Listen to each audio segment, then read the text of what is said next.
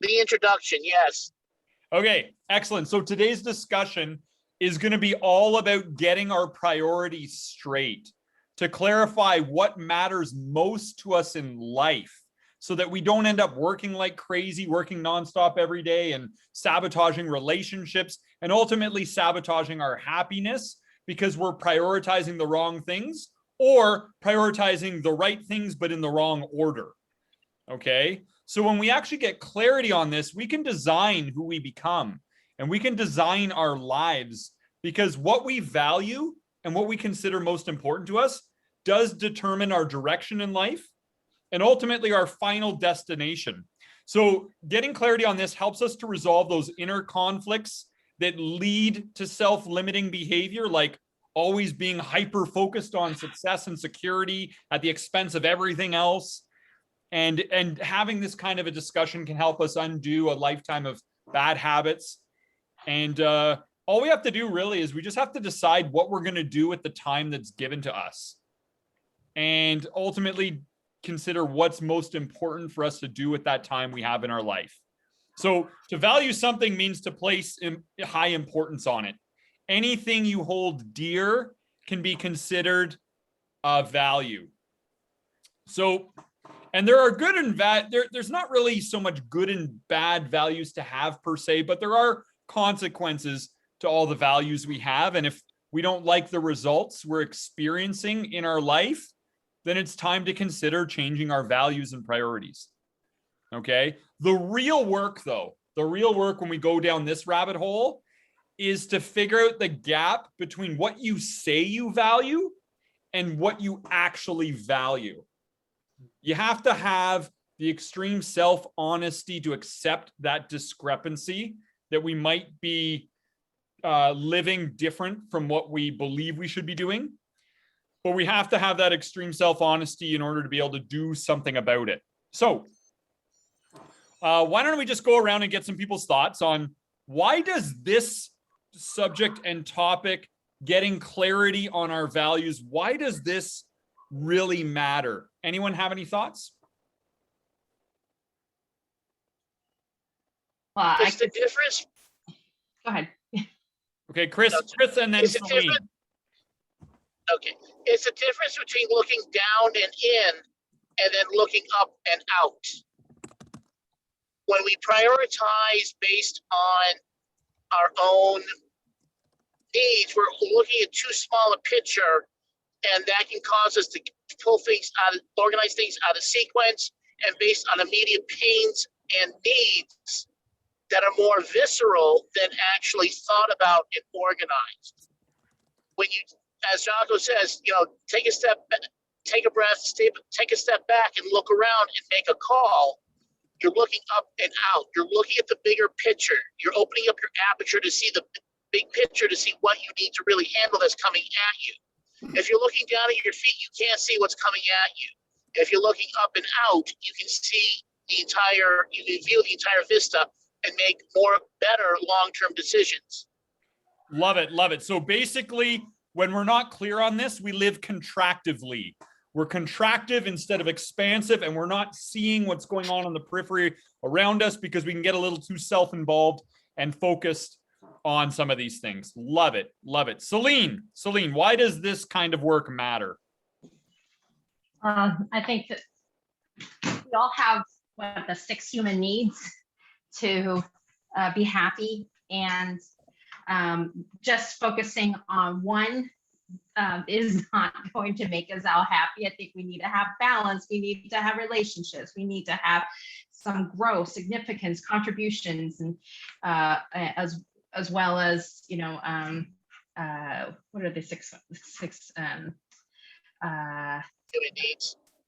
Significance, and certainty, and all that stuff. Like, we need all of those in order to be happy, and if any one of them is out of whack, out of balance, then we just feel like we're a robot and we're just living for the sake of living, or maybe going after money. And that might be satisfactory for some people, but for a lot of us, it's not necessarily the case. And I actually was thinking about this a lot in the past couple of weeks, just how hard I've been working, and thinking that there's got to be some balance, and it's a very painful place to be only focusing on one thing, although it's necessary to get to your goal, but it is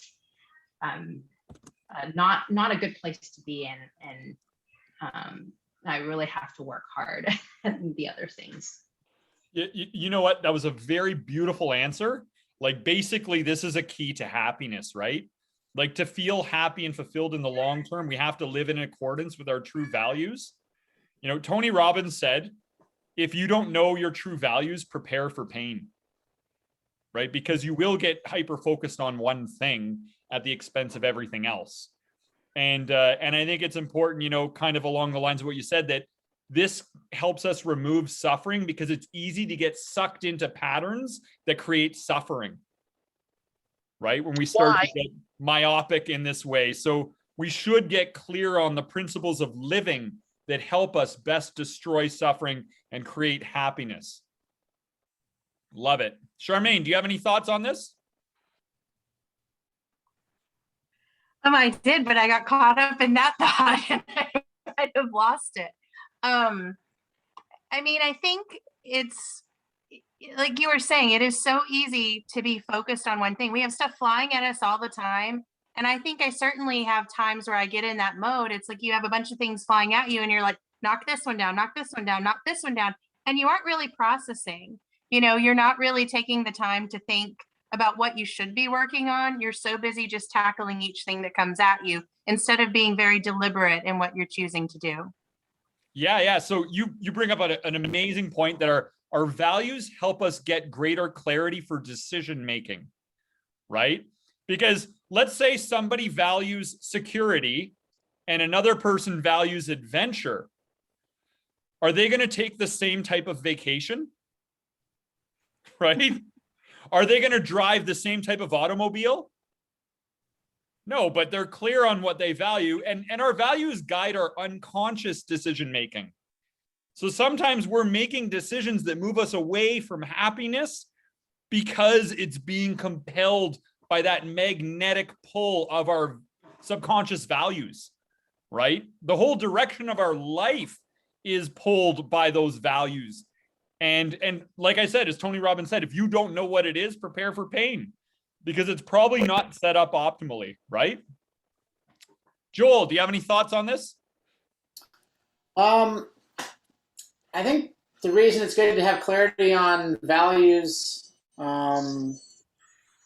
is so that, I mean, if you have a certain, I don't know if like moral or, you know, just whole picture of what's important to you in life, you know, if you don't have that clarity, it's easy just to make that little shift and end up, you know, 10, 15, 20 years down the road in a much different place if you're not clear on what you value. And by that same token, you know, it'd be easy to waste 20 years if you get down to that point and you look back and realize that you weren't clear on, you know, what you really value in life, and you're in a completely different spot. So, I mean, it's very relevant for me, because I'm always trying to take a step back where I'm not just in the, like Celine said, work mode, you know, and kind of miss the bigger picture with family, or with, you know, for me, it's like contribution and growth are my biggest values, and I'm not working on those, and I need to be. So it's always a good check-in to say, you know, am I congruent with where I want to be? Absolutely. So Joel brings up a whole bunch of awesome things there. He talks about just owning who you are, right? Like, just because your value is like the compass that guides you to where you're going in life. And even though he might value these things, he's not really valuing them if he's not doing them, right? It's just an idea of them being the value, but there's a real value, something else he's prioritizing ahead of it, if that's not what he's following through on, right? So it's almost like our internal compass, you know, and you kind of talk about how as we get older, you know, we might realize that our value system might have been off, and we might have missed the bigger picture. We might have been valuing the wrong things, right? We might have been just valuing the things we were told to value by our parents or our culture or the school system, or, religious or spiritual paradigms, and that those things didn't really bring us the happiness we were after this whole time. And I think it's responsible too, because I think every word you say, everything you do really kind of leaves your mark on everybody else in your life. Like, your life is your responsibility. And I think there's something special about prioritizing living the best life we can. And I think our values are going to be our navigation chart to do that. And it helps to really do that intentionally. Right? So here's something we should consider next. Like, if somebody were to ask you to make a list of, what are your top 10 values in life and write them in precise order, right? Like, what would they be? Are you even clear on what they would be? Like, what would number one be, right, for you? And this is something that I don't think a lot of people have clarity on. Like, what's really most important to you in your life? And we're looking for one-word answers here. It could be like security, comfort, success, freedom, right? And we want to be truthful with what our values really are, not what we think they should be. This is where it takes skill and courage, because a lot of times we might actually have security or comfort really high near the top. It might be ahead of progress. It might be we might have success ahead of relationships. Like, we might have our values in certain orders, but, and then we also want to get clear on, when we describe this, not just describing like a means to an end. Like, money isn't really a value. Like, it's like, what does money give you? Money would give you security. Security is your value, right? Like, traveling isn't really your value. What does traveling give you? A sense of adventure. Adventure is your value, right? So we want to be able to just kind of tease out those means values from the end values. And we want to really focus on the end values. That's confusing, but I'll help you guys with it if we need to. So why don't we just have a chat about, if people just want to share what some of their values they think, if you kind of look at how you make decisions and what you kind of prioritize, what do you think are some of those values for you right now that you've been prioritizing? Or even if you can, like, the top 5 in order. If you had to say what they are, what do you think they are? Any thoughts, Chris? You want to go first? I was thinking about it as you're saying. I mean, first, my priority is really nothing, because I really have not been focusing on those things at all. But then I'm thinking about what happened to me over the past week. Then really, love and connection is a high priority, because once it was taken away, it was a lot of pain. So it has to have been a high priority. That's pretty much where I'm at, because when I think about like success and money, which neither one I have, I'm just kind of bopping along. But I think love and connection is probably one of my higher values, and I just haven't been experiencing enough. I've been really just stifling it. So what I would say is this: it might be an unmet need, but if it was a really high value, you would literally be putting a 10 out of 10 effort into making this part of your life work. You'd be studying all the different things about relationship dynamics. You'd be really highly prioritizing your effect on people and meeting people's needs. If it's a really high value, then we would see that reflected in your action. Now, if it's something you haven't been thinking about, like if you haven't even been thinking about values and you haven't been focusing on it, then comfort might be a higher value. We might have just been living comfortably without kind of mapping or thinking about these things, right? So what I would say to you is this is where it can bring great power, Chris, is that you may have had comfort above love and connection. Absolutely. So that you may get complacent with lack of clarity on how to meet other people's needs and what they're needing in the moment and everything else, because we're choosing comfort over love and connection. And now you're realizing you don't like that result, which is amazing, because that can be a breakthrough, because now you can change what you truly value, right? Yes. Awesome. Love it. Now that I'm aware of that, I can actually make action towards that. And I also think about the old stories I've been telling myself living with my parents, not enough money. all the traditional excuses, like Tony Robbins says, these are just excuses to prevent you from doing those things in the first place. Yeah, If I and put as those much energy into researching as I did into the excuses, I would be in a different place. yes, and excuses are really a reflection of valuing comfort. Because we might think it's more comfortable to just stay the same than to put in the work. To play it safe. Yeah. Yeah, exactly. And then, so we might say safety and security might be a high value as well. You might have safety and security up there and also comfort. And then lower down the list, we might have some of the other things that aren't getting met. And then hence the frustration that life isn't working out the way we want it to, because our actions reflect a greater value on comfort and safety and security, and all these other things we leave as incidentals aren't really working out the way we hoped, right? Yes. Perfect. Love it. Love it. Celine, do you have any thoughts on values and kind of where you're at with things? Anything you want to share? Well, for sure, I'm working on significance. Yes. Yeah. A name for myself as a up and coming real estate broker. And before, I focused a lot on love and connection with my kids, and that was my number one priority. I had to flip it to significance, and I've always liked uncertainty as well. So it's fine. I like that part. So yeah, my values come at a cost to my need for love and connection, which was my first need. I had to really put that on the sidelines, and it pains me. It really hurts me. I had my kids tell me recently that she was emotional because I wasn't there. I wasn't there for several weekends, and it's been tough. Yeah. Okay. Now here's something.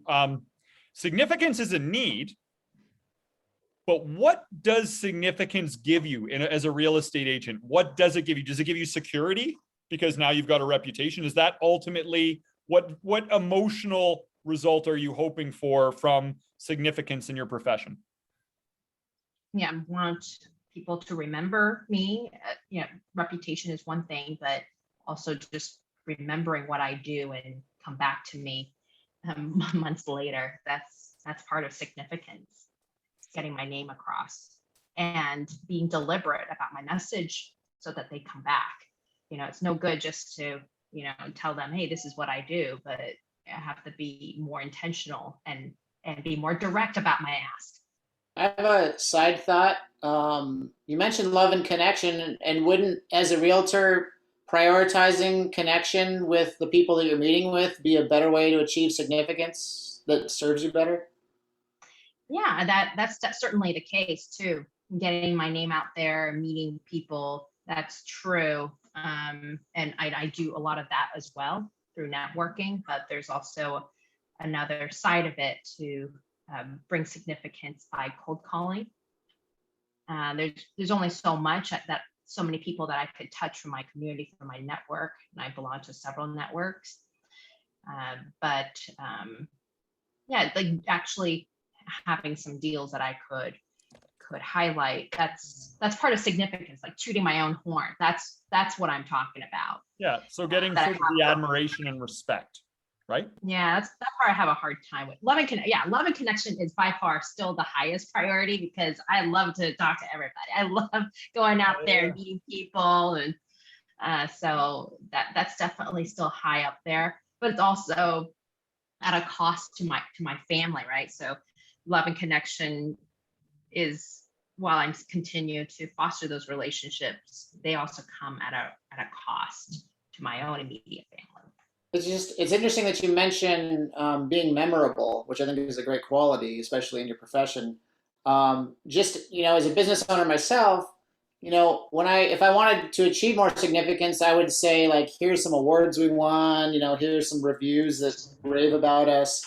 But, the people that I remember the most are the ones that develop the best connection with, like it's beyond the business. It's like, how are you really doing? Like, let's talk for a minute. Yeah. They aren't just like, hey, how's the weather? What, how's stuff going? And so, I don't know, I feel like you could almost achieve your goal better by really focusing in on what you're naturally good at, which is love and connection. Mm. Just a Yeah. thought. So, and Joel brings up a good point. And really what it is what you're describing is success. Success is the value. And, the significance is really part of your success, right?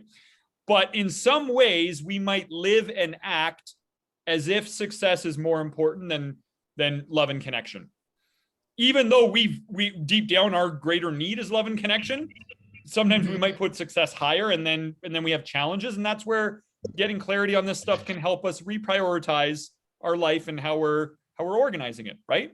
And that happens all the time. We get caught up in momentum and life, and we get pulled into the pressures, but that can be a common pattern, is putting success a little higher than some other things and experiencing the consequences of it, right? Yeah. Now, and there's, by the way, there's a lot of other values that people might prioritize. Safety and security is a high one. Comfort, as we mentioned, love and connection, intimacy, adventure, power, passion, health, joy, peace, honesty, curiosity, generosity, accomplishment, wisdom, poise, loyalty, happiness, freedom, prosperity. Like there's a whole bunch. And I'm just throwing those out there just in case it prompts anything for any of you. But so Joel, what about yourself? If you had to say, what do you think your values, if you kind of look at your actions, what do you think, what are your thoughts on what your values might be right now? It's interesting. So when I did Date with Destiny, one of the things that they do, the whole 6 or 7 day thing, is to create this mission poster. And one of the main focuses of it is your towards values and your way values. And you kind of, like you said, you prioritize them like in order of what's most important to you.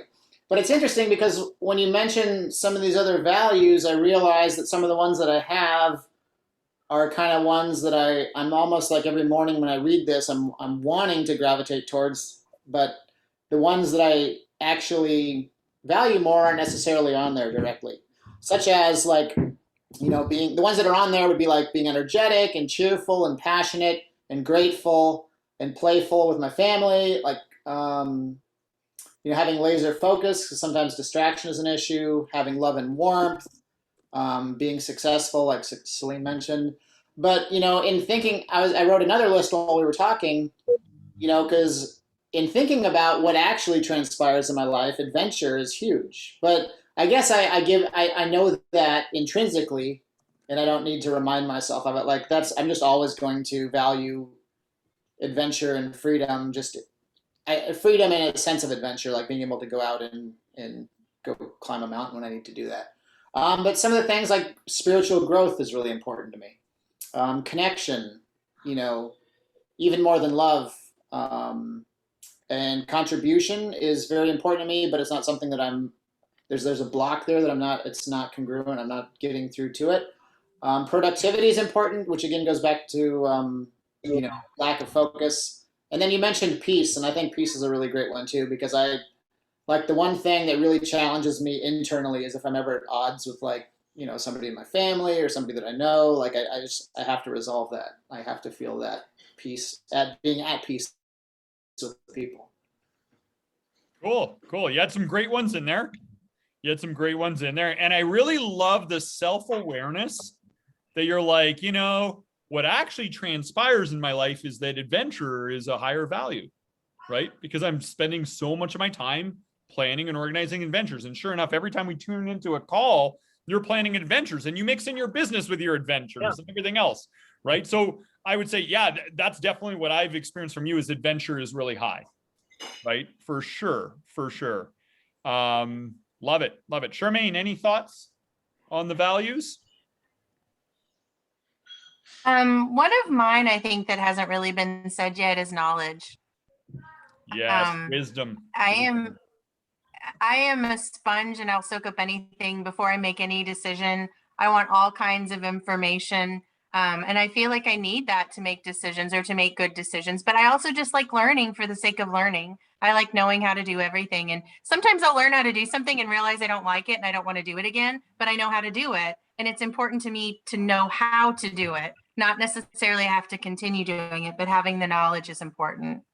So that's probably my most important one, just in looking at how I live my life.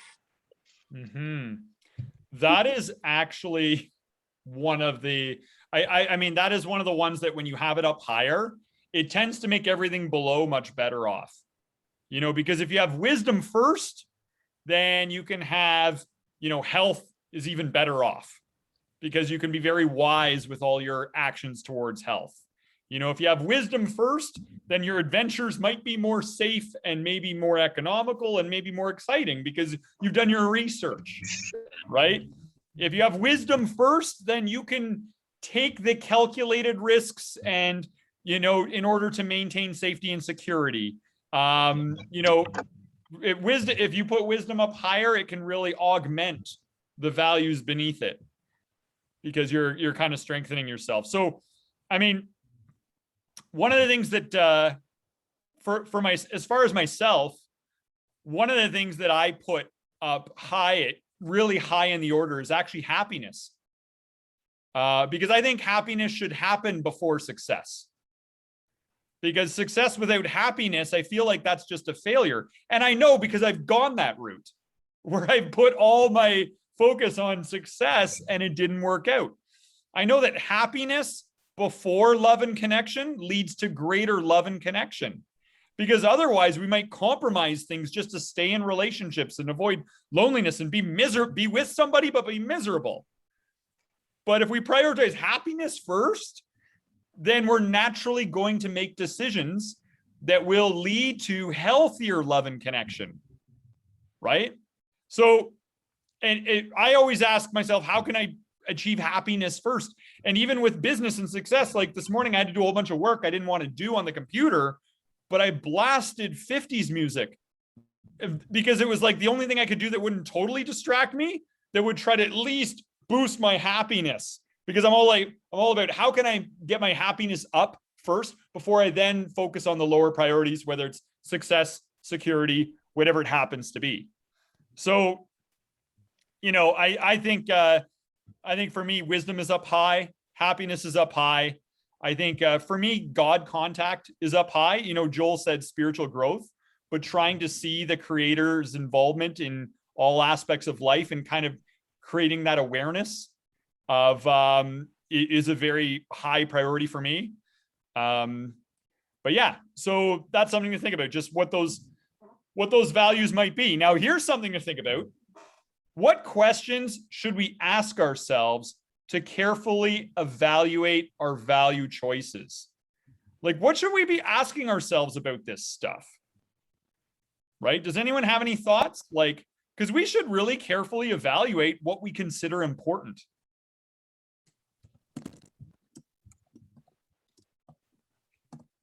Celine, any thoughts on what we should be asking ourselves or how we might best evaluate what our priorities are?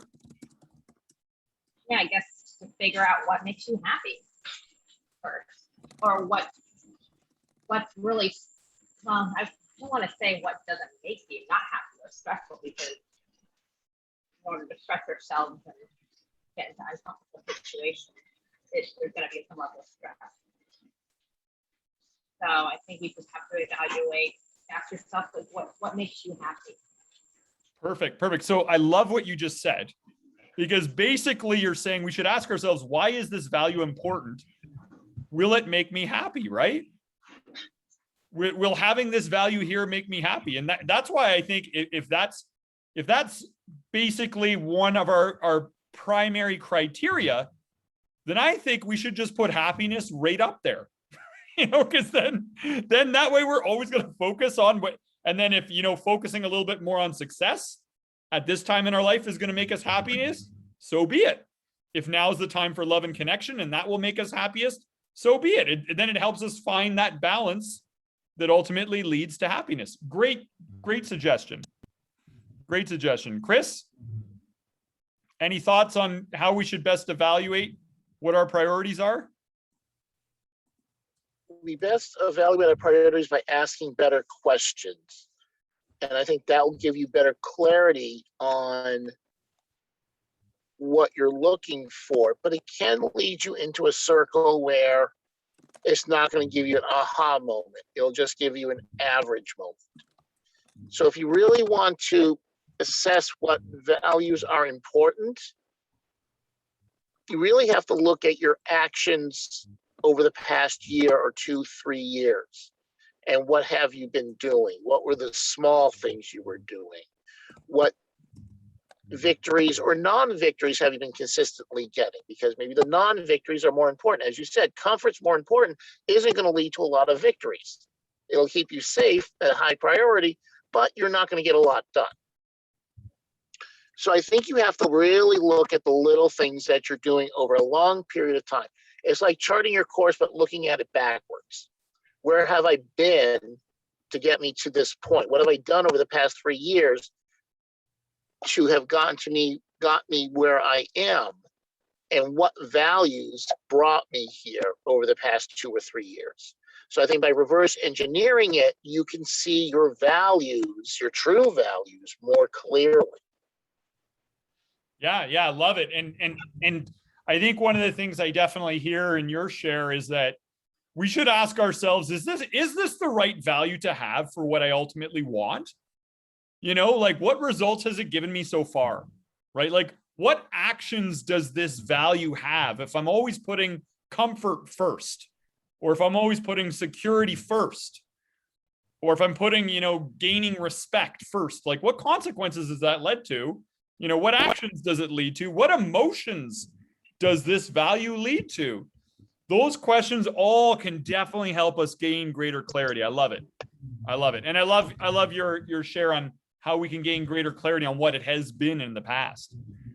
Joel, do you have any thoughts on what we should consider?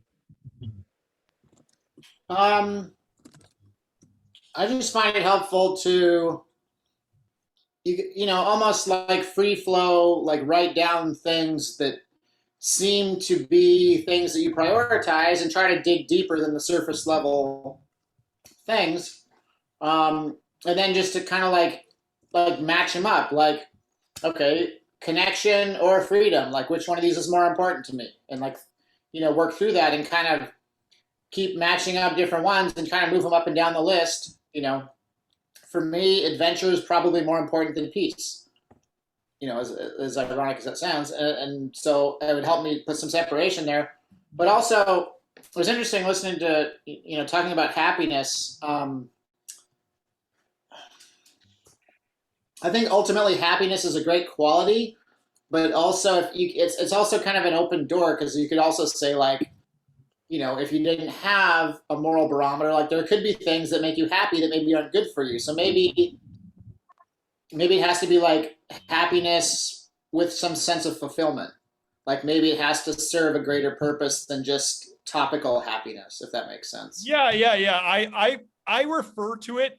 I refer to happiness as like real long-term happiness, right? Because anyone can just smoke some drugs or eat some junk food and feel a very fleeting sense of happiness that isn't really real and isn't really lasting. It's almost like it's almost like poisoned honey, kind of sweet initially, but destructive, right? So that's kind of almost like a little bit of a low quality pseudo happiness, but really like real long-term happiness that's a great point you bring up.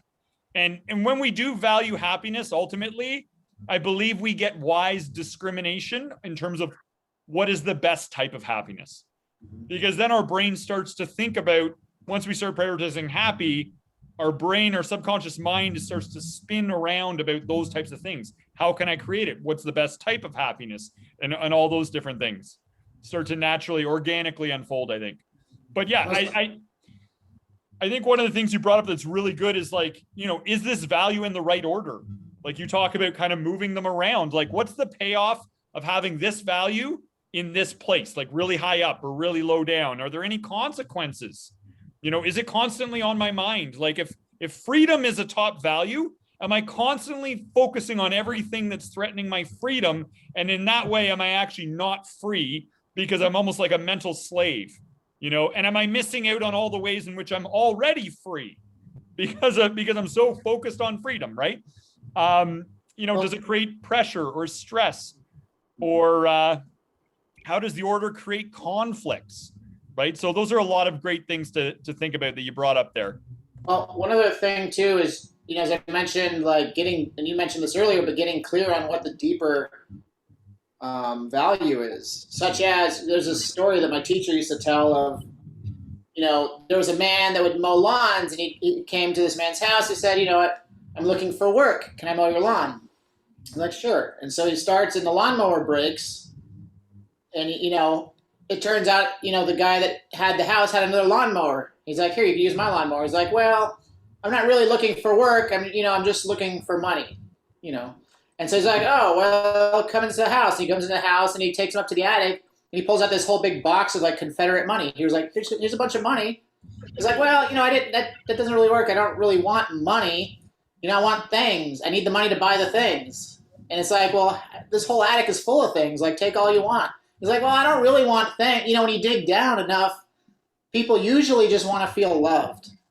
Yeah. Or feel like that they're going to lose love at the core. And so sometimes it's really good to dig down deep to what it is you're really after, because sometimes there's a much shorter path than like working your whole life to get there.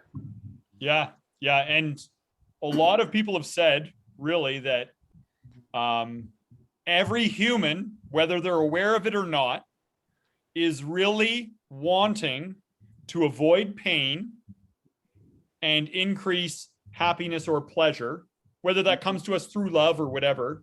But really, at the end of the day, that's what our truest values are. But we have all sorts of different confused strategies in which we try to do that, and then it creates all kinds of conflicts. And one conflict could be this. Let's say security is up high, and you value security more than you value love and connection. If that's the case, you won't let yourself be vulnerable enough to have passion. You may have a fear of commitment, right? Because that might make you vulnerable. If you put prosperity up high and happiness is a little bit lower, you might end up miserable and rich. If success comes before happiness, you may end up overworked, overwhelmed, stressed out, and miserable. Right? So, if connecting with people is higher than happiness, love, and connection, you might be susceptible to low quality or toxic relationships because you don't care that the relationships make you miserable. You're all about the connection, so you may not want to break those connections, so that's one of the important considerations for all of us is how the order plays into it, and that's why, even outside of this conversation, I would encourage everybody to write down your values, your 10 values in precise order, and really carefully examine that list and take it through the test of some of these questions. Charmaine, do you have anything to add on? Yeah, I think, some of it tied into what you were saying there as well, but sometimes you have to look at whether or not a value is really serving you. And then also considering how you make decisions, that can kind of help you reveal what those values are, and also what result you're hoping to get. Because I think depending on the results you want, that can also play into the values that you have. Yeah, love it. Love it. Definitely. Really, I love that you helped us by getting to the basic foundational questions that we completely missed because we went like a mile. I know. That's what I was thinking. I thought that was the start. Yeah, that could have been number one, Charmaine. We did the hard stuff first. I think some other questions I would consider is what self-imposed limitations could get in the way of this value, right? How do you know when this value is being met?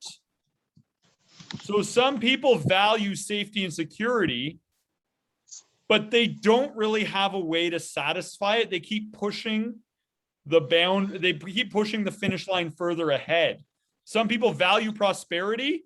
I trained a millionaire and he told me that his main goal is prosperity, because he initially wanted to make $1 million, but then once he started making $1 million a year, he realized he's got to pay for the country club and he's got to pay for the kids' private school, and his car's so expensive. And he has to, because of the lifestyle, his house. So he's like, I'm not free. So now my new value is prosperity at about 10 million a year. That's when I feel like that's the real so it's like, when is this value ever satisfied, right? Because of course at 10 million, you got a new set of problems then. Yeah, exactly. You know, I think really an important question to sum it up is, will this value help me meet my deepest emotional needs? Will this value help me meet my deepest emotional needs? And then the other thing I would say is it compatible with my away from values? And we'll talk about away from values because Joel, you talked about it, and Tony Robbins talks about it. And much of this discussion is really just, I'm sharing the wisdom of Tony Robbins. I feel like he was a real leader in this subject and continues to be. But let's talk about the away from values. What are the things we work hardest to avoid? Now, I'm going to give you a whole bunch of examples, okay? Humiliation. People will just anything. They avoid humiliation, embarrassment, negative judgment. That's something they're just completely like, I'm staying a mile away from that. Or rejection. You know, they won't put themselves out there because they just do not like rejection. Or they might work hardest to avoid confrontation.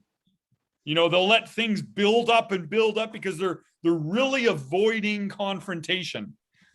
You know, or they might be avoiding failure. Or they might be avoiding loneliness and they cling to unhealthy relationships because they're avoiding loneliness. Or maybe they are working hardest to avoid depression. And that leads to a whole other set of behaviors. Maybe they work most hard to avoid guilt, frustration, anger, boredom. You know, somebody might really put a lot of emphasis on adventure because they do not want to get bored, right? Boredom is one of the greatest things they're trying to avoid, right? Maybe they try to avoid worry or ingratitude. Maybe they try to avoid being reactive, you know? And here's something. When you think about your away from values, you might even want to place some away from values up high that serve you best. If you find you've had a lot of negative consequences in your life because you were living reactively, then you might want to make that an away from value, that you avoid being reactive and you start being proactive instead. You know, if you find you've struggled with a lot of nervous tension and anxiety, like you might want to make your away from value worry so that you're always getting yourself into a solution-oriented state right away and you don't spend time ruminating. Like we might be even strategic about what we place in there as our away from value. So why don't we just kind of throw it out there? Like any thoughts on the away from values, maybe what you've experienced or what they might be or what you think they should be, anything like that? Chris, do you want to go first? Oh, sure. Hold my beer.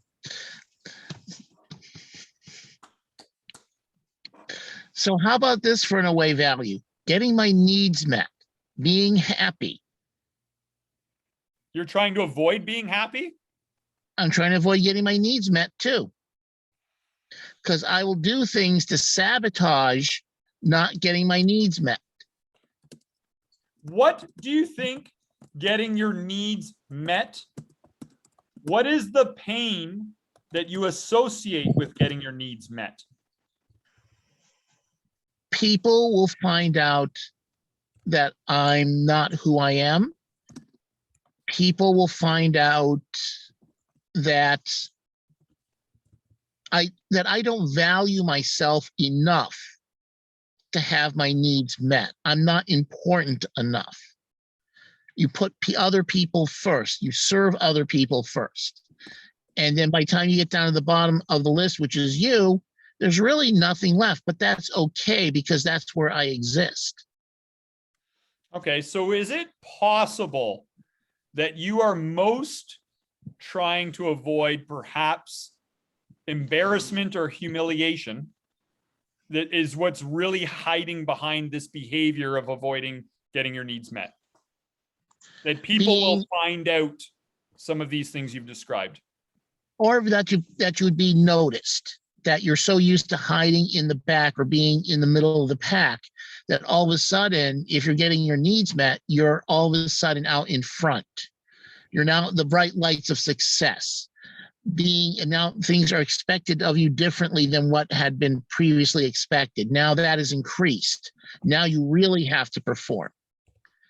So now you're terrified that if you fail at that, you're going to crash, and then everyone's going to, it will know what type of fraud you really are. Okay, so really deep down, your away from value is vulnerability. You're trying to avoid vulnerability, right? Yes. Yeah. So, and it's key that we focus on that, because otherwise we don't want to be addressing a decoy away from value, because then we have no power in actually transcending what's happening here. So vulnerability is the thing you're pushing away most, which usually happens if security is the thing we want most. And that's what we've been talking about for the past hour. Towards security and away from vulnerability. Mm-hmm. Excellent. Yeah, continue. I wanted to bring up that point and the reason I said that is because not always your away values are things that are obviously negative, that sometimes they're positive things are your away values and you just don't realize it. It's true. One of my biggest away from values personally is ingratitude. I am always trying to avoid a state of ingratitude and trying to really place that high on the things that I'm trying to avoid. Like I spend a couple times a day tapping in to keep ingratitude away, right? I don't think it's a bad value. I don't think it's a bad away from value, but but yeah, you're right. The away from values aren't always negative. Now, and the benefit of avoiding vulnerability is theoretically it can keep you safer. It can help you with security. However, it comes at a heavy price tag, which usually is you can't have passion without vulnerability. Vulnerability is a necessary ingredient for passion, right? And of course, there are other, but we'll talk about that. There are some other costs, but once we decide that vulnerability is not working out for us as away from value, then we can create an attitude shift. Shift it to the other column. Yeah. But I think you've been successful in turning your life into an experiment with what works for you. And you've got a result. And you're clear on the result, and you can decide what experiment you want next. But this has been progress. Yes. Absolutely. Congratulations. Thank you, sir. And we learn best through pain. It gives the best learning lesson, the most memorable. It is called rocket fuel. Yeah. Vulnerability was my biggest away from value around the time previous to me meeting up with my wife. It was my biggest away from value. I was avoiding vulnerability. I even broke up with her because I didn't want to be vulnerable. But then I shifted my away from values consciously. And we've been happy ever since. Outstanding. I've been in the place you're in. I have nothing but compassion for you. And anyways, love it. Thank you. Celine, any thoughts? Okay, over here. My values. What's the question again? So what are your away from values? What are the things you are most trying to avoid more than anything? Oh, okay. That's an easy one for me. It's unethical behavior, greed, the worst type of human that I have seen. And I have seen this a lot in my profession. It has to be fair. I love equality and fairness, and I don't like the scummy people that work are on the other side of the transaction from time to time. And so that's what I'm trying to avoid. Yeah. And Great. And I mean, you've got a unique situation, right? And how is it working out for you? Do you find that's generally helping you live the life you want? yeah, I mean, I think that there's still a lot of good people out there that work in this business, but then there's some not so good ones. And sure. the not so good ones have probably been disillusioned and fell to that trap, perhaps unintentionally, or they had no other choice and they feel desperate. I don't know what the situation is. Probably more complicated. Right, yeah. But it's really interesting, you know, there is an attorney in my town who's also a broker, and he is the worst. He's in the newspaper and he's like kicking people out of their homes and raising the rents and doing all these terrible things and making all these side deals and putting the pressure on them. And yeah, it's just the worst type of, you know, unethical people very unethical person that I know. Yeah. So. Perfect. So you having greed as your away from value prevents you from turning into him. Yeah, my value is not greed. It's about, you know, having enough, like what you were all saying. It's about having enough to survive on or to live on. And for me, it's financial freedom. I don't need $10 million. No, thank you very much. In fact, I show homes that are very, very expensive.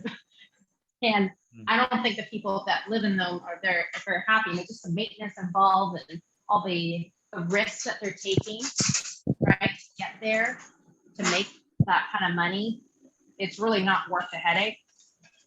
So it's really, really interesting seeing behind the wall the why are they selling in the first place and the kind of issues that they're having when they come to this much money. Yeah, I don't need that in my life. I just want to have financial freedom for my kids and be able to afford the things I want and afford a good, nice vacation from time to time. I don't need to make $1 gazillion. I certainly don't do that. But it's interesting too if you talk about, like, you know, being an ethical person, but I feel like that's kind of intrinsic to your nature. Like you wouldn't do something that's unethical. So I almost, sometimes to me, it helps to put things on the list that, like, for me, that's a given.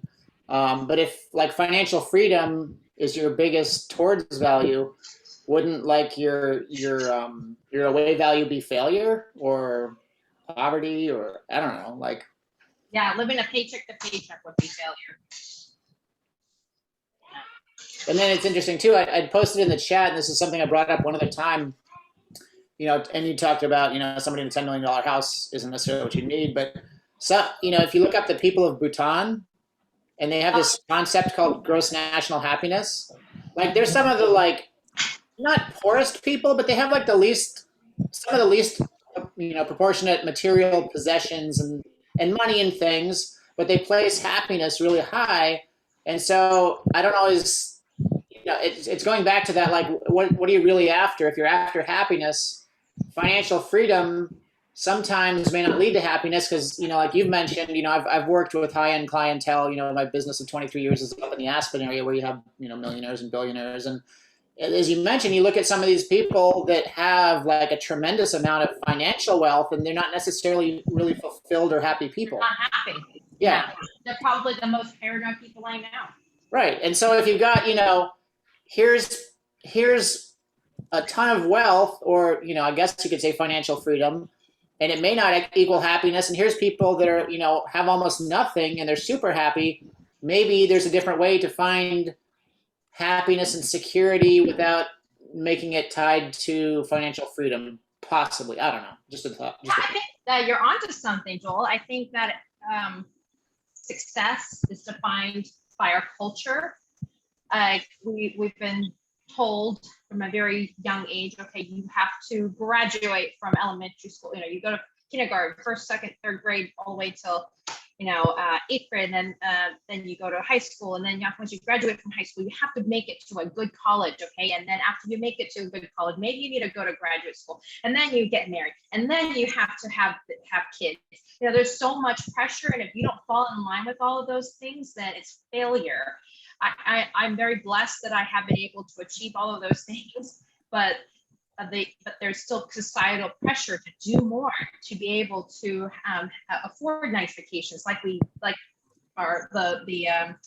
boomers used to experience by going to college or going to vacations and owning several homes. You know, the bar to success hasn't really moved at all, even though things are more expensive these days, and we're just perpetually in this rat race. And yeah, and people in Bhutan, they don't have those societal expectations.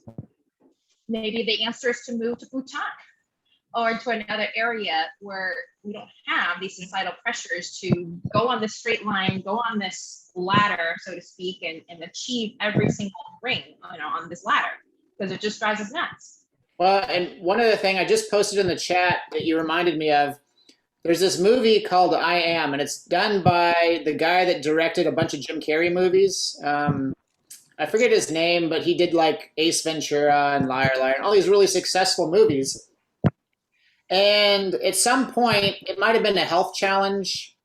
And I know a lot of times people have had times in their life when they've had, you know, an extreme like health setback, and it's caused them to reevaluate what's important to them and what, you know, what happiness is, what success is. And so he took a step back and he's like, wait a minute, you know, I've got the mansion, I've got the cars, but I don't feel happy. And he did this same like internal process going back to things. And, you know, through the movie, he talks about like kind of what you just said about how society prioritizes, you know, the winner of the race, the top of the, you know, the office, like the top seller. And then he looks at like, you know, villages where they prioritize that, like, it's better if they all get ahead instead of just like the one person that, you know, and going back to like tribal things when like he'd have a great hunter and then he would go off and he didn't want to share with the village. So he'd go off, but then he loses out on, you know, the benefits of the village. Anyway, it's a really interesting movie. I used to show it at the workshops I teach. It's just a really cool look. And then he basically at the end of the movie, he realized he didn't want to direct movies anymore, even though he could. And he moved into like a trailer park in, you know, Malibu. It was a nice trailer park. But, you know, he sold off all the cars and houses and taught at a community college because that was fulfilling for him. So it's just a really interesting to see somebody get to that point and then have like an aha moment and really self-analyze what's important. Yeah. Thank you. I'll have to check that out. And I think to add to and summarize a lot of this, social conditioning of our culture says that in order to get what you want in life, you must be successful by society's standards, which could be money, power or respect, education level, all these different things. People who are truly happy in life, though, they'll tell you that in order to get what you want in life, you have to prioritize how to get along with others in order to get what you want. You have to prioritize how to get along with yourself. And you have to prioritize how to be happy, right? Like, it's really kind of funny, but I feel like, and it brings me back to the time when I was studying death therapy. And I was reading this book. I think it was in the Tibetan book of Living and Dying. They were talking about this place in the afterlife, and it's called the Bardo. And you'll see different images. And, you know, if you see the image, I think it was like horses and mountains. It's like, don't go towards that in the afterlife, because basically you'll reincarnate in North America and the truth doesn't thrive there.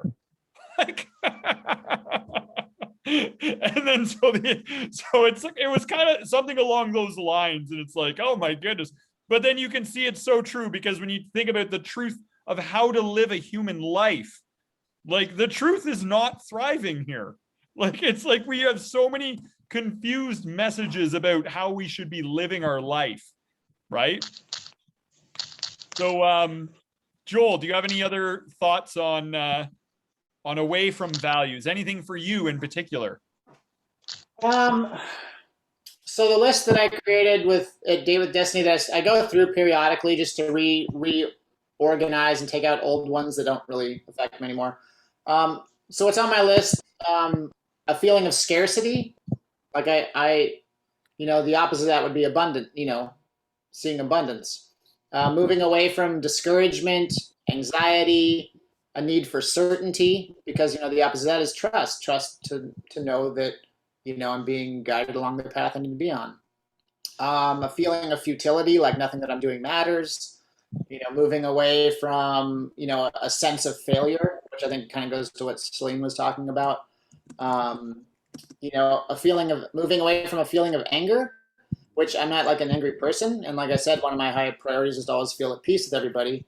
But sometimes like, my kids kind of, push buttons now and then. And I try to keep that in my thought that it's a value I want to work on, not having any traces of that anywhere.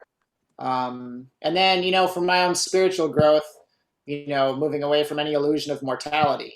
I believe that there's, what I would call mortal mind that is always the thing that talks, that suggests, we're not enough, this person has more than you, you're sick, whatever what I would say is not a thought from God. Like any just humanized junk crud thought is, this sense of mortal mind. And so it's important for me to, in a sense, move away from that into seeing what the higher, creator sees in us. See as that, as God sees, or see as love sees. So yeah, those are some of my away things. I think it's interesting you mentioned in gratitude, because that's one of my towards values is gratitude. So somewhere in there, that's important to me as well, is to always, because to me, there's not much point in life if you don't have gratitude. You're just living like an empty, I don't know, for me, day-to-day existence. Like the more that you focus on the good that you have, no matter where you are or what you have, people could say, well, the Bhutan people could be like, well, I don't have anything. But when you're grateful for the things that you have, like, it's like this opening of your eyes to everything that's always good around you. And you just see more and more of it. And it brings more and more of that into your life. And that's not the point of it, but, gratitude's huge. Like that's getting to that deeper value of fulfillment, which to me is, I think, what I'm really getting down to. Yeah. And I think for me, really, the one thing I'm kind of trying to avoid most is pride or conceit, which, pride is the original sin. It's what made the devil, or ego. And I think ingratitude leads to pride.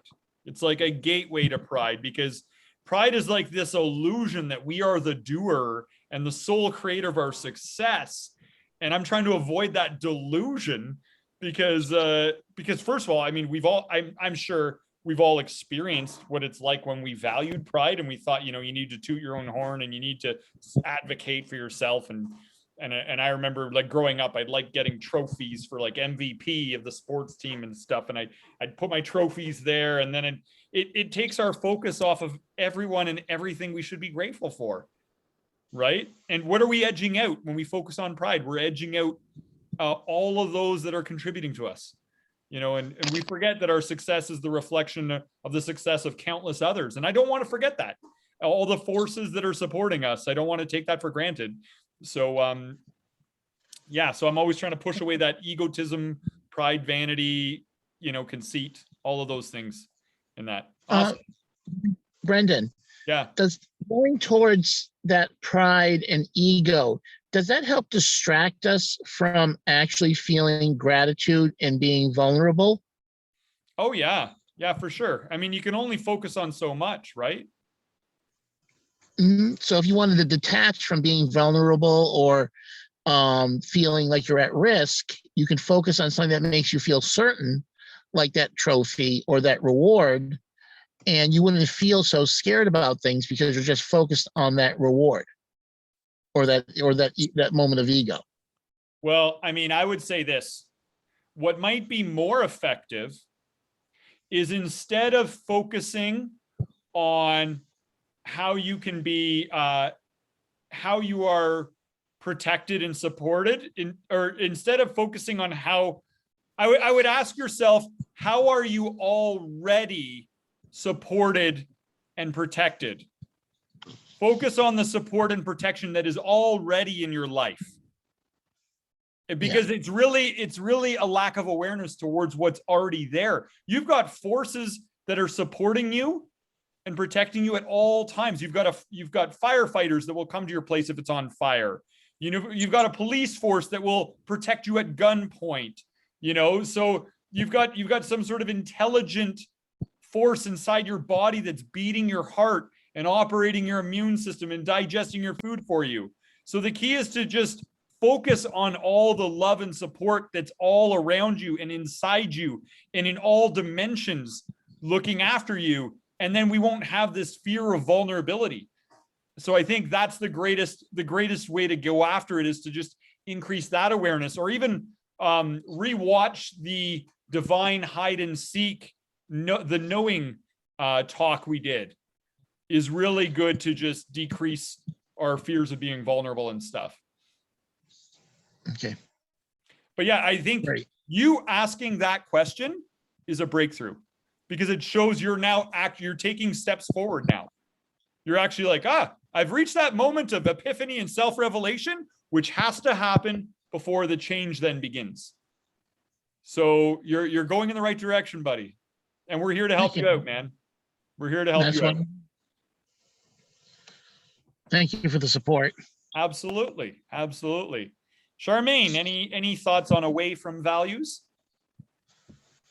Yeah, and I may need help like distilling some of these into better words, but I know I've talked about it before. One of the things that held me back from getting divorced is everyone I knew who was bitter. And so I'm not a bitter person, and I didn't want to turn into one. So I think I've certainly held on to that more just going through that process, because I knew I didn't want to be. But I think giving away that power, letting that event control me to the point that I became bitter. So I'm very deliberate about not letting events shape my reactions to things.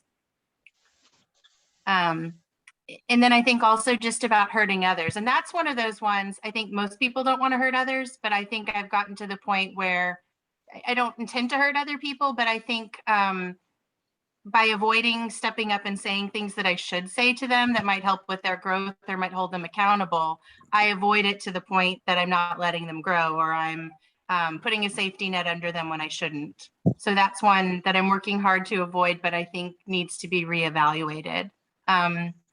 Letting others down is something I work really hard to avoid. Also, probably something that's to my detriment a little bit. I think a little bit more acceptance of failure would be good for me. Or finding more balance as far as that's concerned. And then I had being irrelevant on there, but really Joel said a word that was much better, like futility. I don't want to do things that don't matter. You know, to me, that feels like wasted effort. And so that's kind of what I meant by irrelevant. It's not about me personally mattering, but I want the things that I do to have some relevance or matter in some way. Okay, good. And I think, having that on your away from values is going to place a high priority on being intentional about meaningful pursuits in your life. And I think, you pursue wisdom, which is always very meaningful, right? So I think that might really support you. You're right. That's the opposite there. You're right. Yeah. And then I think, being afraid to let others down or being scared of reacting poorly, there might be a little bit of fear of rejection in there, right?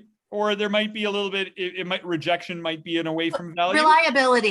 Reliability is what that counters to, because I want to be someone who's reliable and dependable. Okay. Perfect. So you're trying to avoid being unreliable. Yes. Okay, good. What's wrong with that? you know, like that. Well, I mean, but again, you need the balance, because I can do that to my own detriment, where I'm putting others first so much that I forget my own needs. I need balance a lot. That's one I struggle with. yeah. So, okay. And then I'd say the reason that you might struggle with putting others first and sacrificing your own needs is because you're putting love and connection ahead of your own happiness. There's some of that, and there's something else a friend of mine has been kind of pounding into my head. I struggle with saying what I want to do. It's real easy for me to say what I don't want, but knowing what I do want is a lot harder, because there's so many things I enjoy. I don't really care what you pick out of them. I'm fine with any of them, but it makes it hard for me to be deliberate and pick something specific.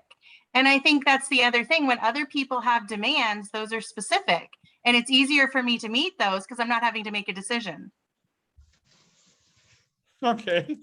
So to some degree, you know. avoid decisiveness. Yes, that I do. I do. Okay. And you might want to ask, why do you avoid decisiveness? What is the pain you associate to this away from value? I don't like making decisions more than once. It's really what it comes down to. When I make a decision, I stick with it and I don't tend to change. Not interested in going back again. And so sometimes that gets to be a sticking point for me. I know we've talked about my couch on this call before, and I did get rid of the couch. I still don't have a new one. I still haven't made a decision on it. And I have really awkward flooring. So now I'm thinking I might need to change the flooring, but I'm okay living in this state where I haven't made these decisions, because whatever I decide, I want it to be it. And my friend was telling me, Right. just pick flooring and go with it. If you don't like it, change it. And I'm like, do you know how much flooring costs? And so I don't want to make that decision more than once. And so Okay. I wait, or I hesitate and wait until I make a decision I feel comfortable with. You can also get paralyzed by inaction, and sometimes it's better to take imperfect action. Yes, you can. And I've said before, analysis paralysis can definitely happen to me.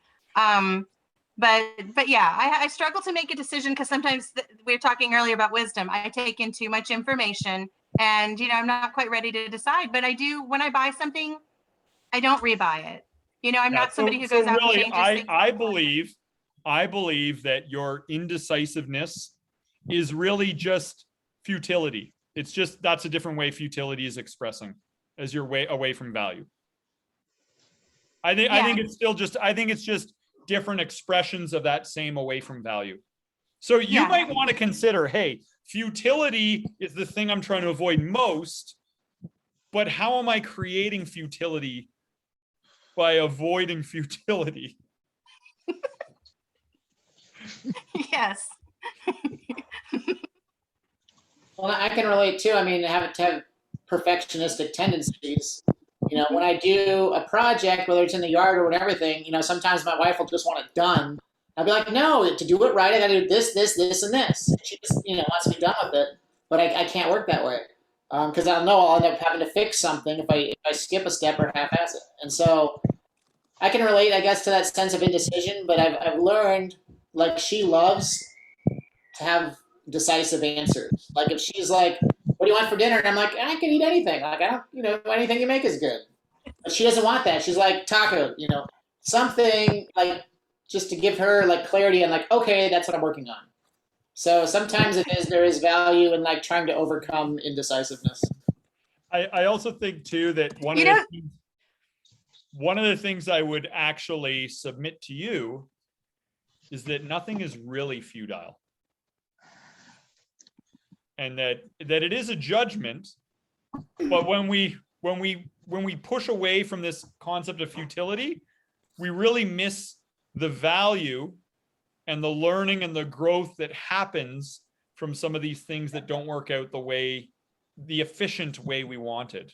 Yeah, and that's something I've been saying. I have a friend who just goes out and does. And I spend so much time thinking about it, and I figure it out in my head first, and I would learn much faster if I would do faster. Yeah, there you go. But trying to get to the point where I do that is a challenge, and it's effort for me. And Joel, the dinner thing cracks me up, because what I started doing, and it goes back to what I was saying earlier, is I would put out categories of things I didn't want. So again, I've gotten to be great at saying what I don't want, but I have a really hard time not just saying what I do want, but even knowing what I do want. And so that's something I'm working on, is trying to figure that out. Well, It sounds you know crazy, what? but Ordering your values is all about getting clear on what you do and don't want. That's what this discussion is all about.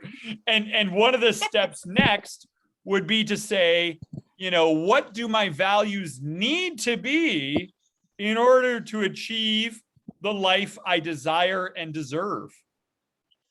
Right? So I would challenge you with that. And I think that's something we all need to ask. What do my values need to be in order to achieve the destiny I desire and deserve? Right? values are easier than things for me. Values, they feel easier, but things are harder.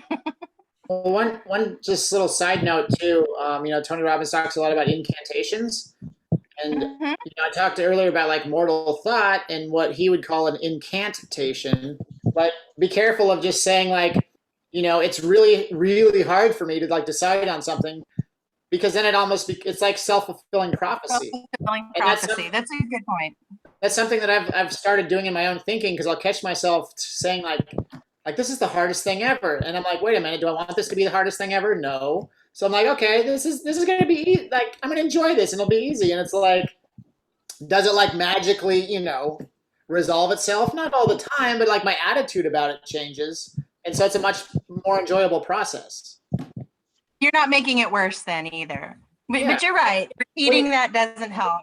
You're expecting the good to come, and it just comes faster and more naturally than if you're just always like, this is so hard, and then of course it's going to be hard. Mm-hmm. Maybe it could be natural and part of the process of progress. Thank you, guys. I think something we can all consider is how humility, high on our towards values, might actually help bring us a greater happiness, because then we're less focused on some of these things that we're getting hung up on, right? It could profoundly change our values once we really embrace humility. And I believe humility is really just self-honesty, you know, like, but I mean, let's take some time to put this into action. Like, in terms of a plan of action, we could take at this point, you know, number one, could you change your values if you absolutely decided to? You know, you want to be able to decide to feel confident in a new value set. You know, most people will shut themselves down and just think, oh, I can't value humility, or I can't value this, or I can't value happiness. Happiness isn't something we control. Like, you have to make the choice that you will have confidence that you can change your values, right? And then number two, like, once you reorder your values, you can kind of think, you know, if I decide these are my new values, what would I do differently this week as an experiment? What are some practical things I could do? Right?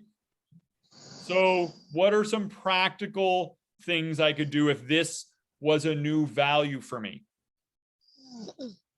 Right? So, you know, if I wanted to value adventure, then I might sign up for like an improv class and just put myself out there and be as vulnerable as I can be, so that I can have the experience of how it's not as scary as I once thought, and it might actually be fun to be vulnerable, right? There's a great joy in being vulnerable and just being fearless about it, right? So we want to think, you know, what would we do differently this week if, instead of like living in all these fear-based values, I lived in a love-based value, right? Another thing could be, yeah, go ahead. Then things would start to change. Mm-hmm. And that might be more terrifying than staying the same. Yeah. But things will not change unless you start to change your priorities and your values and the sequence of those. Chris, can I stop you for 1 second? You do. This is what you said. It brings us back to, I think it was the sloth discussion we did a few weeks ago. So the main belief behind choosing comfort in life is that change is more painful than staying the same, which is immediately what you brought up. What I would like to give to you is a question to contemplate that can free you from that spell. How is it more, and this is the question I'd like you to think about, how is it more painful not to change? Ultimately, how is it more painful for your self-esteem? What will it ultimately lead to in terms of your self-image to not change? How is it more painful for relationships to not change? How is it more painful for your health and stress to not change? Really get emotional about it and really get emotional about the pain. Make it more painful to choose the comfortable thing instead of the progressive thing. That's really the only way out of this spell, to break that. Otherwise, it is just a cycle of pain stacked upon pain for many years because of that perspective. And that's exactly what I've been doing. Yeah, but you know what else I know about Chris? I know that Chris is a highly capable learner with high potential inside him. And I know that Chris can be 10 out of 10 disciplined when he decides to be. And Chris can be 10 out of 10 focused when he decides to be. And Chris controls what Chris believes, and nobody can change what Chris believes. And Chris can change what he focuses on, and Chris can change what he believes, and Chris can do all of those things right now. And nobody else can do it for Chris but Chris. Yes. And when Chris decides he wants to be happy, there's some things he can do for his life, and only he can do it, but he has the power to do all of it. Because happiness is an attitude, and we can change our attitudes. We can control all of the things that really matter. And part of your heroic journey in this lifetime is figuring out how to do all that and facing those fears and facing those excuses and facing everything that's holding us back and using the sword of wisdom to slash it all down. And having good people in your corner that are going to support you all the way. Absolutely. Love it. Love it. Thank you, brother. Absolutely, man. We're here for you, buddy. We are here for you. I actually believe that, you know, we all get confused. All of us get confused, right? And we act in confused ways and we make mistakes. And when we do that, I think people deserve more compassion, not less. You know, and I think we're all deserving of that. Because living a human life, like none of us were really totally prepared for this. We learn as we go. We learn by doing, you know, but we all learn better together. And that's the importance of sticking together and having these very meaningful discussions about the most pivotal aspects of the human experience. So yeah, I would always, you know, here, question number 3, how will you stop and interrupt the old pattern? Immediately when you start to think of the pain of change, think of the pain of staying the same and go deep and dark. Whew. That's how you can interrupt the pattern. Because sloth, the 7 deadly sin that makes us choose comfort, will step in. It's like a little pig on your shoulder and it's going to say, oink, oink, do the comfortable thing. If you change now, it's going to be painful. You just got to realize it's the lie in that logic, right? So when your resistance shows up, have a good counterattack. And if your resistance shows up and you're like, you know what, I faced temptation and I gave in and here's why, just tell us. I'll be like, what was the excuse in which you gave in? You know, and usually it comes down to associating more pain to not taking that action. And all we got to do is make us associate more pain to staying the same. Yeah. And what really helps is getting others on board, right? Like and then setting some actions in place, you know, set times in the day when you do this. You know, you might have like a twice daily check-in, you know? So I like to do a twice daily check-in. And right now I do it on the values of gratitude humility, and vulnerability are three that I do a twice daily check-in on. And but you know, I mean, it's all a matter of, you know, you got to brush your teeth a couple times a day, unless you want the bad consequences and you want to have that experience. And sometimes we have to check in with our values twice a day, unless we want to experience the consequences of living out of alignment with our higher values, right? So Yeah. we want to be able to overcome the resistance it could get in the way by getting ourselves maximally motivated. Maximally motivated, create new habits, you know, so we can reduce the suffering, leave a better legacy. Remember that you're doing this so you can better connect with people. You're doing this so that you can learn what happens by doing this, having the adventure of doing this. You're doing this so you can prove to yourself that you can do this. I mean, you're guaranteed you'll never get the prize until you change what you're doing. As long as we're avoiding vulnerability, you will never get the prize of love and passion. You're guaranteed, right? It's a complete block on that. You need it as part of the recipe. You can't avoid it. Yeah, there's no way to get it without that vulnerability, right? You have to make the choice to go to the next level. I mean, you can argue to stay where you are, you can justify it, you can use excuses, you can find quotes or evidence to support you in just staying the same and avoiding taking risks. But the minute that you actually want to take your life to that next level, to get the life that you truly desire and deserve, then you can just make an attitude shift and everything can change for you. And changing your values and what you consider important can do just that. And that's what makes this so key. And this conversation so key. Yeah. I mean, here's the thing. Yeah. Do you have the potential? I mean, do you have the potential to get 10 out of 10 motivated, Chris?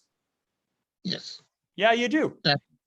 And I bet a 10 out of 10 motivated Chris is a force to be reckoned with. Oh, I've been driven before. I know what that is. Motivation versus being driven. Yeah, yeah. And when you are 10 out of 10 motivated, you can figure out the wisdom. You can find a way to get the answers you need. You can find the path. You can find the solutions to all your problems. Like, you can persist until you succeed when you're 10 out of 10 motivated. It's this whole half-hearted effort because we're prioritizing comfort that really blocks our success rate in life. Everybody does everything with such a half-hearted effort. Whenever I'm talking to people and they've had, you know, relationship failures and career failures and this and that, and I say to them, honestly, scale of 1 to 10, what was your effort on making that relationship work? Did you ignore the warning signs? Did you have a really good proactive plan? Or did you neglect even putting together a plan and you were just reactive with it? And then I'll be like, honestly, were you really 10 out of 10? Or was it a half-hearted effort? And the painful truth for a lot of us is, in our moments in life when we failed, we weren't trying as hard as we could have been. Yeah, absolutely. Because we didn't value it. But once you really value something, you put a 10 out of 10 into it, right? I know for me, I value my values. So my wife knows I won't watch a movie or do anything in the evening until I do my evening routine. She will message me if she wants to do something that night. She'll be like, she'll text me, can you do your evening routine earlier so we can do X, Y, Z later tonight? Because she knows I call it my appointment. I'm like, I got my evening appointment, right? And I gotta take care of my appointment, but it's all about protecting my purpose, you know, and placing great value on that. So yeah, I mean, this is the importance of this subject matter, because if you don't get your values aligned, you will live in a way that creates suffering and blocks your happiness. And you can get all the practical advice you want on, like, relationship advice and quotes, and you can do all the affirmations and visualizations you want, but your values really are going to guide your unconscious decision making and mess with all that stuff, right? That's the foundation. Yeah, and you know, the one thing that could trump the values is the needs of your personality. And we'll talk about that in a future conversation. So there are some things that can mess with our values. But right now, we just need to decide, what do our values need to be in order to have the life I want? So it can be a good idea to just think about what are those 10 things. And we can do a values part 2 perhaps next week. And in between then, write down those 10 things that you value most and put them in order as best you can.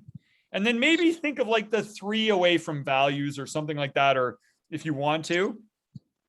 And then we can continue with this next week, because this is really the process of just owning who you are instead of letting it happen by accident. Absolutely. And that's where I'm at right now. That's what I need to find out. Perfect. Okay. Let's go into some key takeaways from tonight. Charmaine, you want to start off? Yeah. I think this was a good week to talk about some of this, because I certainly have been thinking a lot about being really deliberate in the things that I do, because I do think the shiniest, brightest, noisiest thing is what gets all my attention. And unless I am firm and solid in what my values are and what order they come in, it's very easy to be distracted and pulled in by that. And I think not being specific about it, or not getting to the point where I'm specific and I have it concrete and written down, doesn't make it as tangible. I realize it's not really a tangible thing, but it should feel tangible to us. Yeah, absolutely. And it's a big deal to get clarity on that, right? Because that's one of the things that motivates us is having that why. That really motivates us as we go through the process of living our life. Is just having that strong enough why, right? And if we don't own that, someone else will define it for us. Oh yeah. You become some part of somebody else's plan. Like The Blob, the 80s movie. Blah. You just get absorbed into somebody else's whatever, right? Joel, key takeaways from tonight. There we are. I guess just really, I'm already in the process of periodically challenging the ones that I have. And like I said, I do take some out, add some as they're more and less relevant. But I guess my takeaways are just to really dig down deeper at some of what I'm really after. And also, like you said, to begin with, have that honesty of like, how does my values actually shake out in real life? Like, what does that look like? Because the list that I have isn't necessarily like the list that I, from day to day actually value. So that honesty helps. And then, some of the things where you talked about, pattern interrupts, or, like, how would you interrupt a pattern? Because it's interesting, I think of that more in terms of, I guess, people that have addictions. Like if there was somebody I knew that was a smoker and wanted to stop, like I get the sense of pattern interrupts where you want to take, Tony's big on this, but you want to take that thing that they associate pleasure with and make it like tuna casserole. Like that's something that's not pleasurable. But I don't normally think of taking that process to my own values and away values of how to, like I mentioned, like anger was one little thing that isn't really a part of me, but every once in a while it'll kind of show up with parenting. And so like, how could I interrupt that pattern if whenever that does show up, because that's because if you don't interrupt it, then if you don't disrupt the pattern, then nothing changes. So that was a really good takeaway. And yeah, I just love the whole process, because I think you have to know where the target is. If you're just living life and you're just reactive to everything, and you're just, there's so much competing for attention these days. It's easy, as I mentioned earlier, to get like 10, 20 years down the road and you're like, what the hell have I done with my life for the last 20 years? And I don't want to get there. So I think it's always great to have this like self-awareness and dig deeper at what's really important, so that, if my values aren't aligning with the contribution that I want to be doing right now, like now's the time to align that. So it's all been really helpful. Love it. Love it. And a good pattern interrupt. You mentioned anger. I would say, what is the message anger is trying to send us? And usually anger is giving us the message that a rule we have has been violated by ourselves or somebody else. And we need to, put into place some boundaries or actions to prevent that from happening, or maybe our rule wasn't fair or realistic to begin with, even though we feel strongly about it, because kids are designed to create chaos, and they are designed to challenge your patience and humility, and they are part of your karmic destiny to give you a character boot camp to help you in your journey towards character perfection. And every day that your kids make you angry, that is just another opportunity to test what you've learned and put it into action, right? So you can treat it like a fun game. I don't know. But anger is a subject we should go into someday. We haven't gone into that one yet. And Chris, key takeaways from tonight. Key takeaways would be, I now see that what happened with Marge, what's happening with my business, what's happening with me are all symptoms of my values. If I really wanted to gauge my values, I look at the things that are happening in my life or have happened, major events that have happened. And that is really a window into what my values truly are. We were talking about how my values might have been this, that, or the other, but really my value was comfort and safety. I never really acknowledged that as being, I don't know, as a problem, or even acknowledging that that was a fact. So by looking at the symptoms, it can lead you to what the real problem is. Because I know Marge leaving me and what's happened was because of other issues, more deeper issues going on. It was just a symptom of what was going on more deeply with me. If I can work on those other issues myself, which I have to fix, I'll be better and ready for the next relationship that comes along. And I'll be ready to take care of my business in a better, and take care of my family in a better manner, and be in a better headspace to do that. Right now, I'm very sick, but this is helping me, showing you the way to how to take care of myself so I can get better and I can get stronger by looking at the symptoms of what's happened and how my values have guided me there. It's the values that are guiding me there that has caused this, but I have to fix my values in order to avoid this from happening again, getting better values, getting better sequencing, and making better choices. Yes, love it. So realign your values to avoid the past pain, recreating past pain, and create a better future.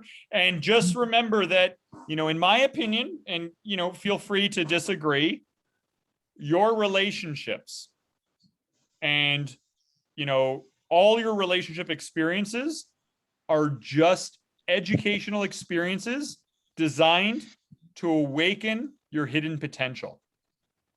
And based on some of the self-revelations I've heard from you tonight, I believe that your past relationships situation is doing just that now. Absolutely, 100%. And it is serving as a stepping stone to a greater happiness for you in future. Because when we're wiser, we can do better. Yes.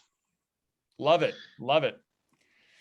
All right. All of you, amazing job out there tonight discussing values. And I think you've all been amazing, and just, the shared gift of all of you, just your presence and sharing your wisdom and experience so that others might watch the recording in future and benefit as just a way of showing that strangers care, and we care about other people who go through the same challenges we go through. And as we learn, we hope others learn from it and benefit as well. And because we're all just pilgrims in this material realm, trying to figure our way back to the kingdom of real long-term happiness. All right. So, and we're all teammates in that. Let's do go team on 3. Fist bump. We're out. Everybody ready? Here we go. 1, 2, 3. Go team! Go team! Team. Thanks, Kevin. Go team. Have a great Have a week. good week. Love you guys.